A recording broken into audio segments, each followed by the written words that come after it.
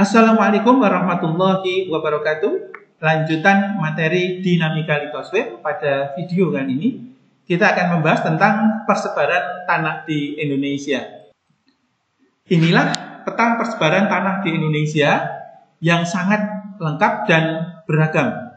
Hal ini dimungkinkan karena banyak faktor: letak geologis, letak geografis, dan juga letak astronomis. Letak geologis, yang mana Indonesia terletak pada 3 jalur pegunungan dunia dan 3 lempeng dunia, menyebabkan topografi di Indonesia relatif kasar dan beragam.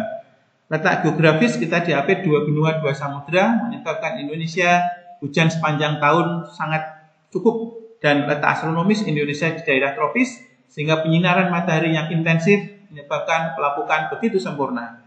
Hal ini semua menyebabkan Indonesia memiliki jenis tanah yang sangat beragam. Kita awali dari jenis tanah yang ada di dataran rendah, yaitu satu, tanah aluvial atau tanah endapan.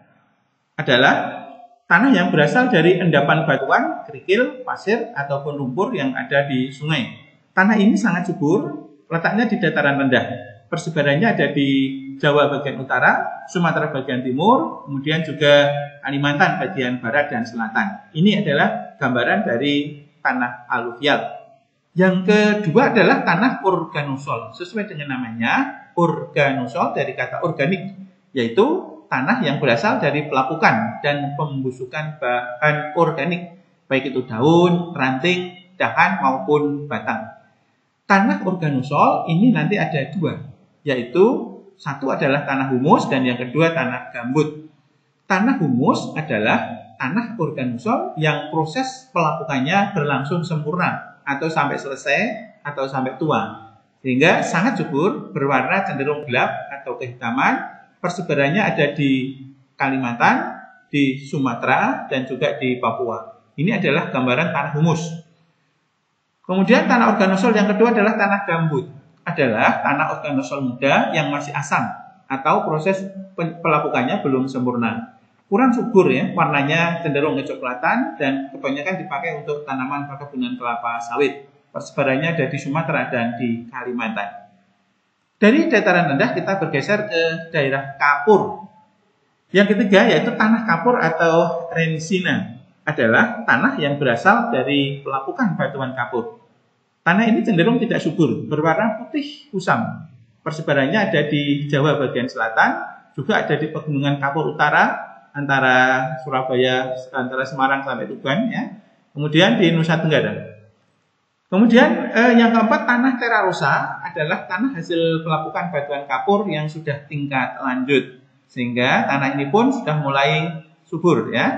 Daerahnya ada di dataran atau di kaki-kaki pegunungan kapur, seperti di daerah Jawa Tengah, bagian tengah dan selatan, Jawa Timur, Nusa Tenggara, Maluku, dan juga sebagian dari Sumatera. 5. Tanah mergel adalah tanah campuran dari batuan kapur, pasir, tanah liat, dan tanah ini cenderung relatif lebih subur. Persebarannya di lereng pegunungan dan dataran rendah, seperti di daerah Solo, Madiun, Kediri, dan di Nusa Tenggara. Kita bergeser ke pegunungan. Yang pertama kita jumpai atau yang keenam dari keseluruhan tanah adalah tanah litosol. Tanah litosol ini adalah tanah berbatu di lereng gunung yang pelapukannya belum sempurna, dengan lapisan tanah yang relatif tipis sekitar 45 maksimal ya, sampai barangkali 5 atau 10 cm. Sulit untuk ditanami. Ini ya, berbatunya relatif banyak kecenderungannya di Jawa, Nusa Tenggara, dan di Sulawesi. Dari litosol yang sangat berbatu, kemudian lebih baik sedikit, yaitu tanah latosol. Adalah tanah dari pelapukan baik itu batu api, sedimen, dan metamorf yang sudah tingkat lanjut, namun bersifat asam ya. Karena apa? Karena unsur organiknya masih tidak ada atau rendah, kemudian dan tanah ini akhirnya menjadi kurang subur karena memang asam dan organiknya itu rendah. Persebarannya ada di sebagian di Jawa Barat, Sumatera Barat, dan di Sumatera Utara. Yang ke-8 adalah tanah vulkanik atau andosol. Adalah tanah yang berasal dari material letusan gunung api, seperti abu vulkanik. Ya. Tanah ini tentu sangat subur. Persebarannya ada di sekitar gunung api di seluruh Indonesia, Sumatera, Jawa, Bali, Nusa Tenggara, dan juga di Papua. Yang kesembilan adalah tanah potsol, yaitu tanah yang terbentuk dari pengaruh curah hujan yang tinggi dan suhu yang rendah. Tanah ini kurang subur, ya, karena mengandung unsur hara yang sangat rendah dan organik juga rendah. Persebarannya di sebagian daerah lereng pegunungan tinggi di Sumatera, di Papua maupun di Kalimantan bagian tengah, ya, di Pegunungan Tua di Kalimantan bagian tengah.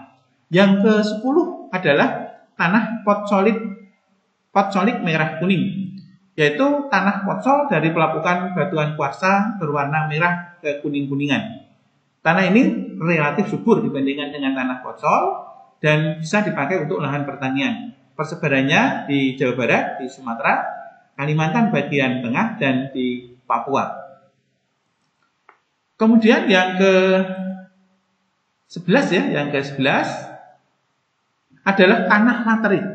Kita mulai dari tanah laterit, adalah tanah yang semula subur namun terkena erosi sehingga menjadi kurang subur, berwarna relatif kusam dan sedikit unsur haranya. Persebarannya di Jawa, Kalimantan, dan di Sulawesi.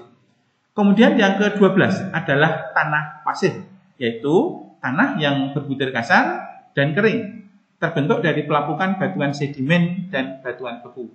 Cocok untuk bahan bangunan dan persebarannya ada di Sumatera, Jawa, dan Sulawesi. Walaupun sesuai untuk bahan bangunan, tanah berpasir masih memungkinkan bisa dikerjakan untuk lahan pertanian, walaupun, ya, hasilnya barangkali tidak maksimal. Dan yang ke-12 adalah tanah liat atau tanah lempung. Adalah tanah yang terbentuk dari pelapukan kerak bumi dan banyak mengandung aluminium dan silikat. Persebarannya di seluruh Indonesia. Ya, tanah yang ke-13 ini, ya, bukan yang ke-12, yang ke-13 ini banyak tersebar di Indonesia dan banyak dimanfaatkan oleh masyarakat di seluruh Indonesia untuk berbagai kerajinan, bahkan sampai bahan bangunan, baik itu gerabah, tembikar, dan sebagainya. Terima kasih atas segala perhatiannya. Mohon maaf atas segala kekurangan. Wassalamualaikum warahmatullahi wabarakatuh.